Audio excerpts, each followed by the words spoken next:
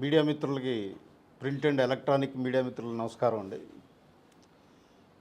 ఈరోజు ముఖ్యంగా ఈ ప్రెస్ మీట్ ముఖ్య ఉద్దేశం ఏమిటి అని అంటే, ఈ మధ్యకాలంలో జై భీమ్ భారత్ అనే పార్టీ వ్యవస్థాపకులు జడ శ్రవణ్ కుమార్ గారు మా పార్టీ అధినేత మీద,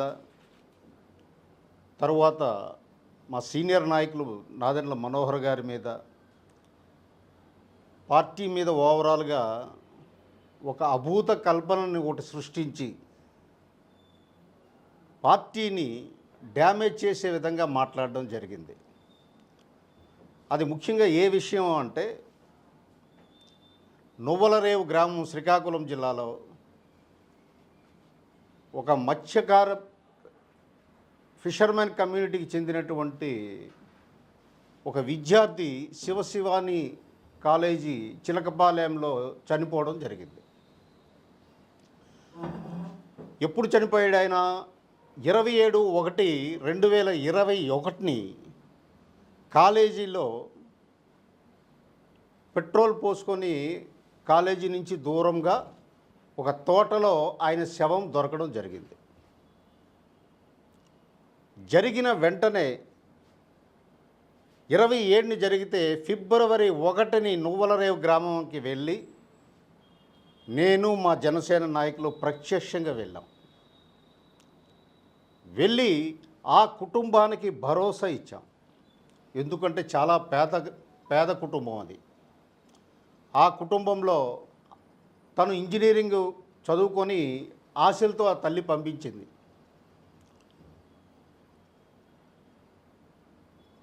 21 నుంచి కూడా జరిగిన పరిణామాలన్నింటినీ కూడా ఈ పెద్ద మనిషి జడ శ్రవణ్ కుమార్ అనే పెద్ద మనిషి వక్రీకరించి ప్రెస్లో మాట్లాడడం జరిగింది. నేను వాస్తవం స్టెప్ బై స్టెప్ జరిగిందంతా మీ దృష్టికి మీ ద్వారా ఈ రాష్ట్ర ప్రజల దృష్టికి తీసుకొస్తున్నాను.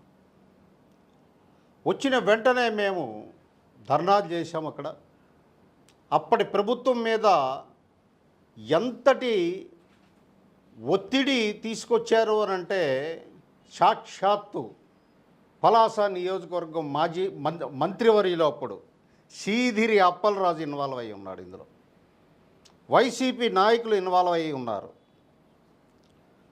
సో పేద కుటుంబానికి చెందిన మత్స్యకార కుటుంబానికి చెందిన వ్యక్తి కాబట్టి ఎలాగైనా కేసు మాఫీ చేయాలన్నటువంటి ఉద్దేశంతో ఎఫ్ఐఆర్ ఫైల్ చేయడమే లేటుగా చేశారు.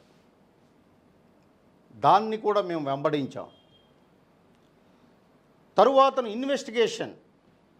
ఇన్వెస్టిగేషను ప్రాపర్గా జరగనివ్వకపోతే చివరికి ఏమైంది అని అంటే, మేము 23లో హైకోర్టులో కేసు ఫైల్ చేయించాం. అది కూడా మేము మా పార్టీ తరపు నుంచే చేశాం. హైకోర్టు వారు డైరెక్షన్ ఇచ్చారు. కేసు విచారణ చేసి 4 వారాల్లోగా దాని తాలూకా వివరాలు బయటికి ఇవ్వాలని చెప్పేసి హైకోర్టు వారు ఆదేశించారు. దానికి అడ్వకేట్ కూడా మన మంగళగిరి వాస్తవ్యుడే తుండూరు గ్రామం చల్లా అజయ్ కుమార్ అనే అడ్వకేట్, మేము పెట్టిన అడ్వకేట్. తరువాతను పోలీసు వారు ఏం చేశారంటే, ఎంక్వైరీ తూతూ మంత్రం కింద చేసి సెక్షన్ 302 కింద రిజిస్టర్ అయిన ఎఫ్ఐఆర్ని మిస్టేక్ ఆఫ్ ఫ్యాక్ట్ కింద దాన్ని క్లోజ్ చేశారు. మెజిస్ట్రేట్కి పంపించారు రిపోర్ట్. ఈయన మెజిస్ట్రేట్గా పనిచేసిన వ్యక్తి మిస్టేక్ ఆఫ్ ఫ్యాక్ట్ కింద ఎప్పుడు చేయాలి? ఇన్వెస్టిగేషన్లో ఐ విట్నెస్ దొరకకపోయినా, ఆధారాలు దొరకకపోయినా, అలాగే ఫోర్స్నిక్ ఎవిడెన్స్ దొరకకపోయినా, హత్య గావింపబడింది అనే ఆధారాలు ఏవీ దొరకకపోయినట్లయితే దాన్ని మిస్టేక్ ఆఫ్ ఫ్యాక్ట్ కింద క్లోజ్ చేస్తారు. ఇమీడియట్గా మేము దాన్ని ప్రతిఘటించాం. మా లీగల్ సెల్ శ్రీకాకుళం జిల్లా madam Jyothirmayya advocate protest petition file చేశాం మ్యాజిస్ట్రేట్ ముందు. మేము దీనికి ఒప్పుకోవటం లేదు, ఈ ఇన్వెస్టిగేషన్కి ఒప్పుకోవటం లేదు అని చెప్పి, అలాగే మధ్యలో ఎస్పీని కూడా మా జనసేన నాయకులు కలియడం జరిగింది.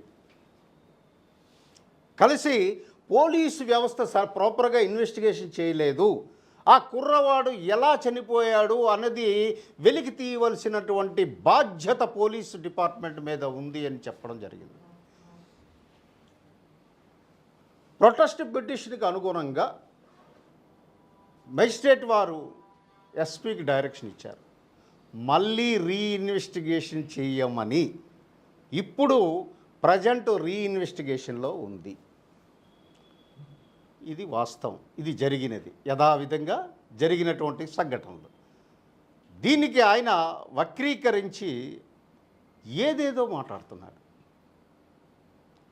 ఒకసారి ఇన్వెస్టిగేషన్ మెజిస్ట్రేట్ కంట్రోల్ ఇన్వెస్టిగేషన్లో ఉండేటప్పుడు ఆ రోజు 21లో తమరు ఉంటిరి కదా, తమ పార్టీ ఉంది కదా ఈ రాష్ట్రంలో, ఏ రోజైనా మాట్లాడారా మీరు?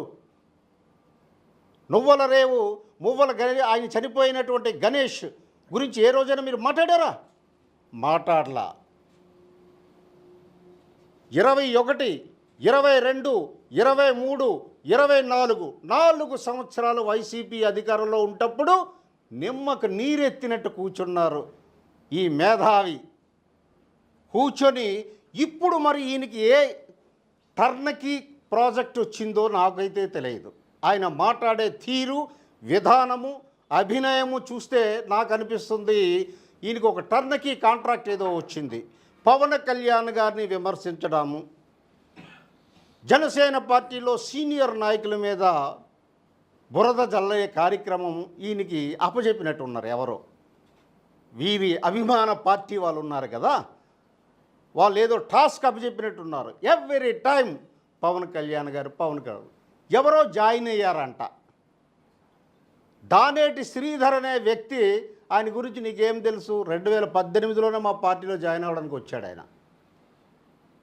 2018లోనే ఆ కాలేజీ మేనేజ్మెంట్ ఎవరున్నారో మీకు తెలుసా? ఆ విద్యార్థికి న్యాయం చేయాలని ఏమైనా మీరు పోరాడారా? సాక్షాత్ ఆ విద్యార్థి తల్లిని వైజాగ్ నుంచి వెహికల్ పంపించి తీసుకొచ్చి విశాఖపట్నంలో ప్రెస్ మీట్ పెట్టించి జరిగిందంతా కూడా ప్రెస్ ద్వారా ఈ రాష్ట్ర ప్రజలకు తెలియజేయించాము మా పార్టీ ఆఫీసులో. అడుగడుగున క్షణం రణస్థలంలో మా యువ మీటింగ్ జరిగేటప్పుడు, యూత్ మీటింగ్ జరిగేటప్పుడు అదే డయాస్ మీద ఆర్థికంగా కూడా పవన్ కళ్యాణ్ గారు ఆ కుటుంబాన్ని ఆదుకునే వాస్తవం మీకు తెలియదా? తెలియకపోతే తెలుసుకోండి. అంతేగాని అవాకులు చెవాకులు పేలి నువ్వు ఎవరినో సంతృప్తి పరచడానికి మాట్లాడుతున్నట్టు ఉంది మిస్టర్ శ్రవణ్ కుమార్ గారు. పద్ధతి కాదు. మీరు ఒక న్యాయ వ్యవస్థలో పనిచేశారు, మీరు ఒక ఎడ్యుకేటెడ్ పర్సన్. ఇది కరెక్ట్ కాదు.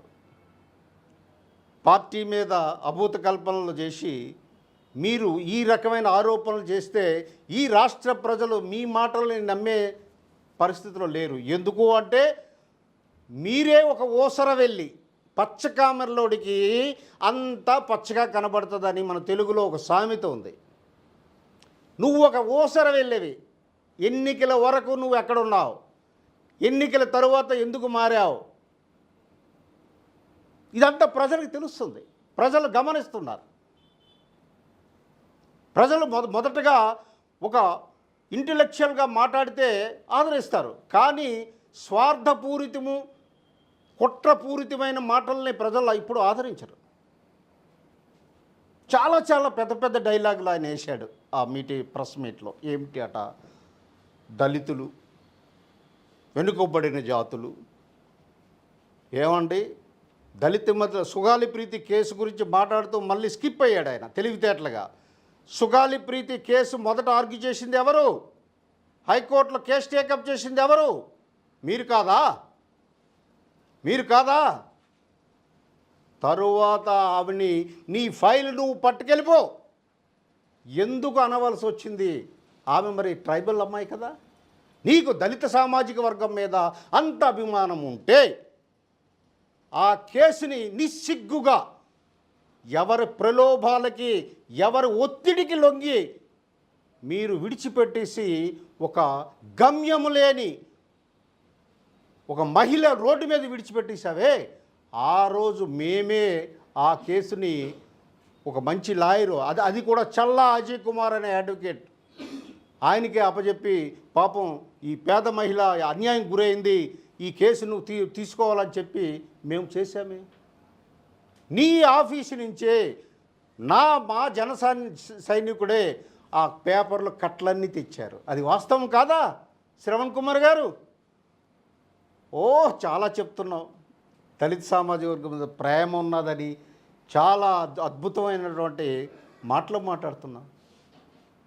ఈరోజు బీసీ సామాజిక వర్గాన్ని నేను ఆదుకుంటాను అంటున్నా, మంచిది. బీసీలు దళితులు ఎవరైనా మ్యూటెడ్ అండ్ డంబడ్ పీపుల్ ఎవరికి ఏ బాధలు వచ్చినా మనందరం ఆదుకుందాం, దాన్ని స్వాగతిస్తాను నేను. కానీ రాజకీయ లబ్ధి కోసం జనసేన పార్టీని కించపరచడానికి కోసం మా అధ్యక్షులు వారిని మీరు ఏదో అవాకులు చెవాకులు పేలి 100 కోట్లే మాట్లాడుతున్నావే.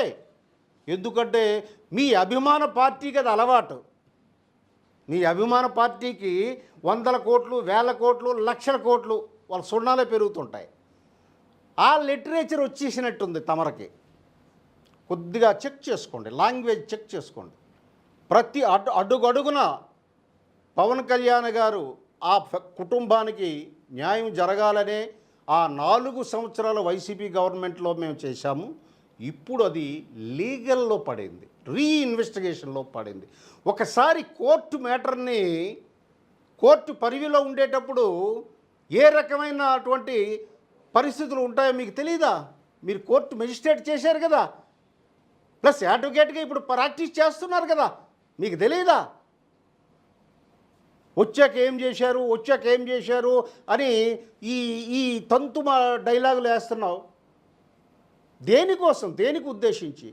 ఈ మధ్యలో గమనిస్తున్నాను మీ యాటిట్యూడ్.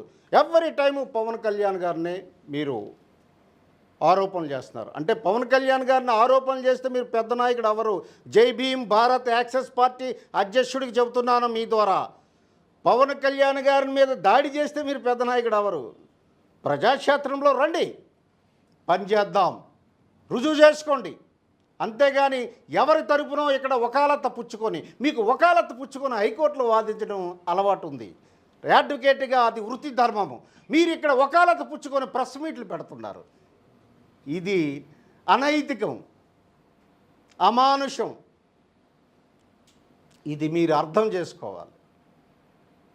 మా పార్టీ అధినేత జోలికి వచ్చేటట్టయితే, అబోధ కల్పనలతో మీరు పిచ్చి పిచ్చిగా మాట్లాడేటట్టయితే మేమైతే సహించేది లేదు.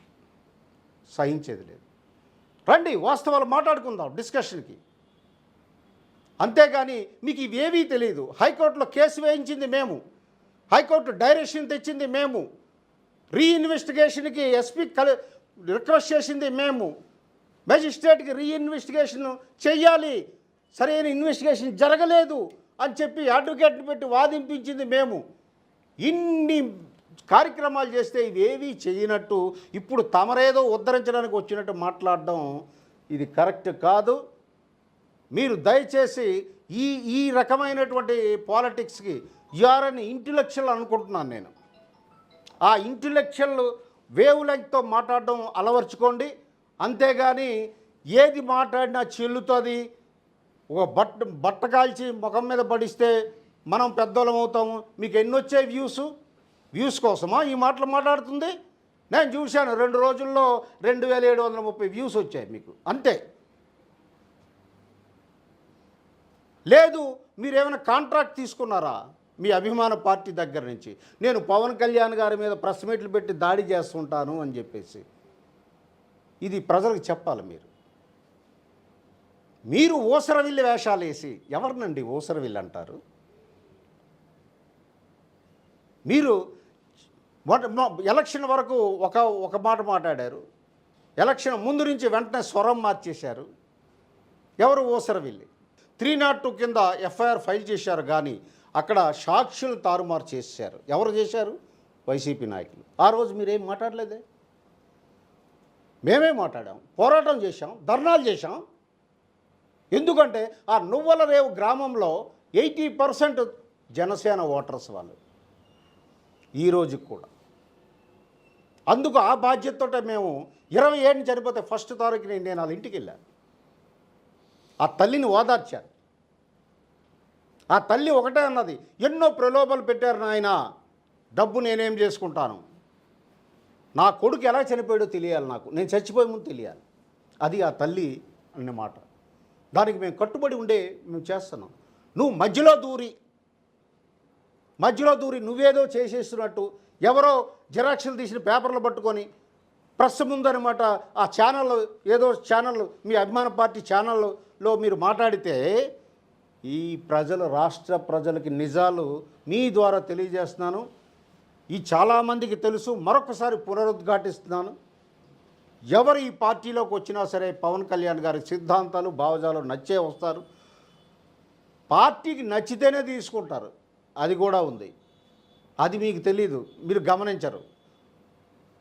అంతేగా తప్ప దానికి బోడుగుండికి మోకాలకి ముడేసినట్టు ఆయన ఎవరో మా పార్టీలో జాయిన్ అయితే ఆయన ఈ కాలేజీ ఓనరు అందుకు తీసుకున్నారు. ఏం మాట్లాడతారండి, పిచ్చా వికారమా? వాస్తవాలు మాట్లాడండి, ప్రజలకు వాస్తవాలు. మనలాంటి ఎడ్యుకేటెడ్ విద్యావంతులు, మేధావులమి ప్రజలకు వాస్తవాలు తెలియచేయాలి. అంతేగాని మీరు ఇలాంటి అబద్ధాలు, అభూత కల్పనలు, ఈ మాయ మాటలు, ఇది సంస్కృతి కాదు ఇది. కాబట్టి ఇక్కడి నుంచైనా మీరు బుద్ధి మార్చుకోండి.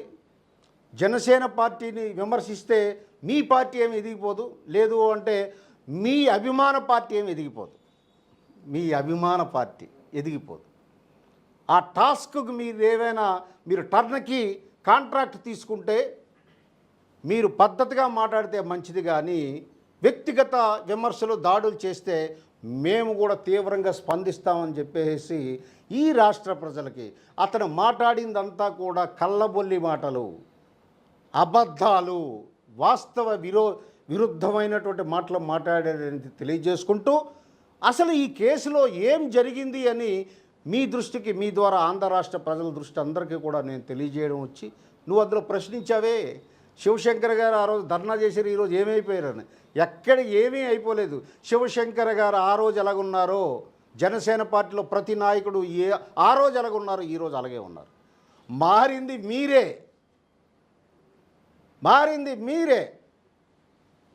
నాట్యాలు చేశారు, భరతనాట్యం, కూచిపూడి, కథక్కళ్ళు ఆడుతున్నారు మీరే. మేము మాత్రము ఒకే పద్దాలో, ఒకే పోరాట పటమిలో విలువలతో కూడిన రాజకీయాలు తీసుకురావాలని పవన్ కళ్యాణ్ గారు ఏదైతే పార్టీ స్థాపించారో ఆయన అడుగుజాడలో మేము నడుస్తున్నాం తప్ప మీలాగా ఈ డ్యాన్స్ మాస్టర్లుగా మేమేం బిహేవ్ చేయట్లేదనే విషయం తెలుసుకోండి. మీకు ఇంకా దీని మీద డౌట్లు ఉంటే విషయ పరిజ్ఞానాన్ని తీసుకోండి. మీరు ఒక అడ్వకేట్గా, హైకోర్టు అడ్వకేట్ కదా, నేను కూడా హైకోర్టు ప్రాక్టీసింగ్ అడ్వకేట్నే. కాబట్టి విషయ పరిజ్ఞానం తీసుకోండి. అంతేగాని ఇష్టం వచ్చినట్టు మాట్లాడితే మీ మీద చట్టపరమైన చర్యలు తీసుకోవాల్సిన పరిస్థితి వస్తుందని విషయం మీకు తెలియజేసుకుంటూ, ఇది రాజకీయాల్లో విలువలతో ఉండాలి, ఇది మంచి సంస్కృతి కాదు. మీ మాస్టర్ని ఎవరినో సంతృప్తి, ఆయన కళ్ళల్లో ఆనందం చూడడానికి మీరు ఇలా మాట్లాడుతున్నారేమో, అది కరెక్ట్ కాదు అని మీకు హితవు పలుకుతూ, మీ ద్వారా ఈ రాష్ట్ర ప్రజలకి జరిగిన వాస్తవాల్ని దృష్టికి తీసుకురావడం మా విధిగా, పార్టీ బాధ్యతగా మీ ముందు ఈరోజు ఈ ప్రెస్ మీట్లో తెలియజేసుకుంటున్నాం. Thank you very much.